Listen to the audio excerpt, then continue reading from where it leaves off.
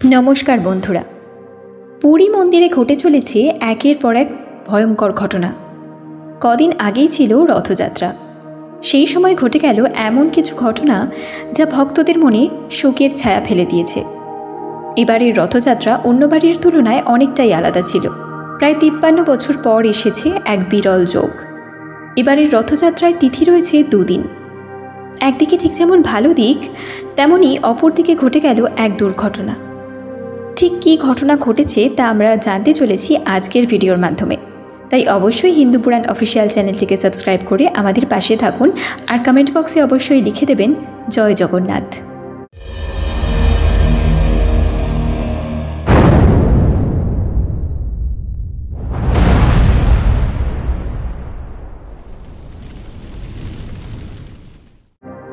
আপনাদের মধ্যে অনেকেই হয়তো শুনেছেন এবং যারা এখনো পর্যন্ত জানেন না তাদের জন্য বলে দিই, পুরীতে রথযাত্রার মধ্যবর্তী পর্যায়ে ঘটে যায় অঘটন।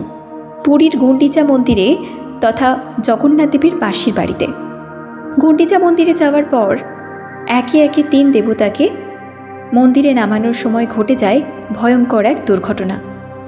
আচমকাই পড়ে যায় মূর্তি, যেখানে উপস্থিত ছিলেন একাধিক সেবায়েত।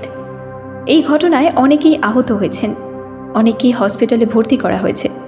শুধু তাই নয়, শোনা যায় উৎসবের দিন রাত 9টা নাগাদ সেই সময় একটা রীতি পালন করা হচ্ছিল। কাঠামোগুলো কাঠের হওয়ায় মূর্তিগুলো বেশ ভারী ছিল। সম্ভবত কোনোভাবেই ভারসাম্য হারিয়ে ফেলেছিল সেবায়েতরা। তার জেরেই এই ভয়ঙ্কর দুর্ঘটনা ঘটে, জানিয়ে অনেকেই একে অশনি সংকেত বলে অভিহিত করেছেন। শোনা যাচ্ছে ওই দুর্ঘটনার কবলে পড়ে 2 জন সেবায়েতের আঙুল ভেঙে গিয়েছে। কিন্তু ভক্তদের মধ্যে চিন্তার ভাঁজ দেখা যাচ্ছে, কারণ প্রত্যেকের মনেই একটাই প্রশ্ন, এই রকম তো হওয়ার কথা নয়, কেন তাহলে এমন হলো?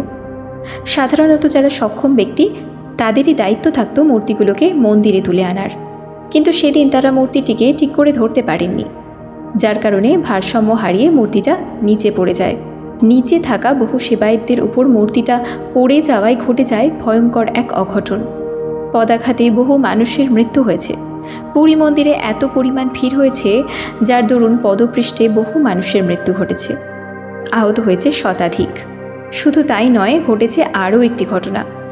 আপনারা হয়তো অনেকেই জানেন 2 দিন ধরে রথযাত্রা উৎসব পালন করা হচ্ছে। অর্থাৎ 53 বছর পর যে বিরল যোগ দেখা গিয়েছে তাতে লক্ষ্য করা গিয়েছে তিথি হয়েছে 2 দিন।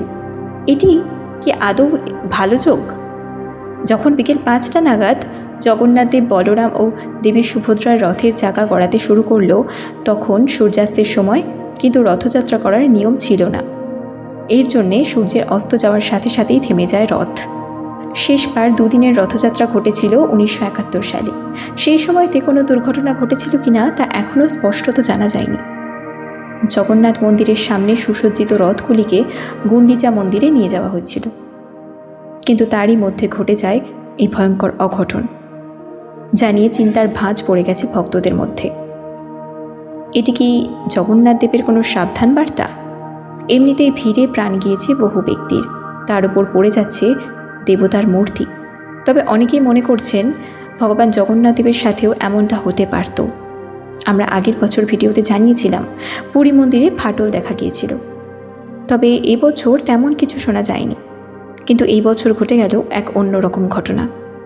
প্রতি বছর এইরকম ঘটনা কেন ঘটে চলেছে তা নিয়ে ভক্তদের মধ্যে চিন্তার ভাঁজ দেখা দিচ্ছে। এই বিষয়ে আপনার কি মনে হয়? কমেন্ট বক্সে অবশ্যই আমাদের লিখে জানাবেন। এটির সাথে কমেন্ট বক্সে লিখে দেবেন জয় জগন্নাথ। ভিডিওটি ভালো লাগলে অবশ্যই লাইক করুন, শেয়ার করুন, আর এই রকমই আরও হিন্দু পুরাণ সম্পর্কিত অজানা তথ্য পেতে এক্ষুনি সাবস্ক্রাইব করে দিন হিন্দু পুরাণ অফিশিয়াল চ্যানেলটিকে। আর আপনারা যদি ভিডিওটি ফেসবুক থেকে দেখে থাকেন তাহলে অবশ্যই চ্যানেলটিকে ফলো করে দেবেন। আজকের মতো ভিডিওটি এখানেই শেষ করছি। দেখা হবে খুব শীঘ্রই পরবর্তী নতুন একটি ভিডিওর সাথে। ততক্ষণের জন্য গুড বাই। জয় জগন্নাথ।